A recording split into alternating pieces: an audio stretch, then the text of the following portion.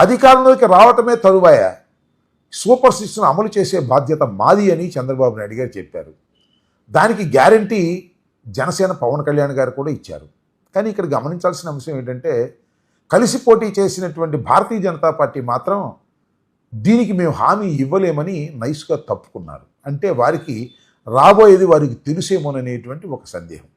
సరే, అది ఏది ఏమైనప్పటికీ చంద్రబాబు నాయుడు గారు ఊహకందనటువంటి మెజారిటీతో 4వసారి ముఖ్యమంత్రిగా ఆంధ్రప్రదేశ్కి ప్రమాణ స్వీకారం చేశారు. ఇప్పటికి 8 మాసాలు పరిపాలన పూర్తయింది. ఇచ్చిన హామీలను ఏమైనా నెరవేర్చారు అంటే 1% కూడా హామీలు నెరవేర్చినటువంటి పరిస్థితి.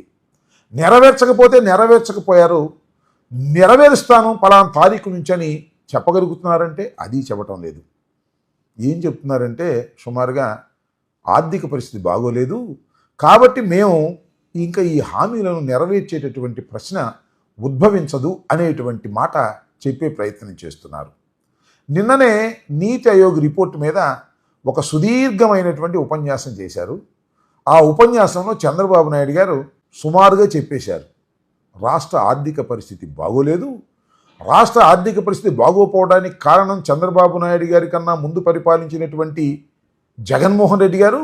జగన్మోహన్ రెడ్డి గారు రాష్ట్రాన్ని సర్వనాశనం చేసేశారు, అన్ని వ్యవస్థల్ని కూడా భ్రష్టు పట్టించారు, కాబట్టి ఆదాయాలు లేవు, అప్పులైపోయాయి, కాబట్టి నేను ఇచ్చిన హామీలను నెరవేర్చలేను అని కొండ బద్దలగొట్టినట్టు చెప్పేశారు.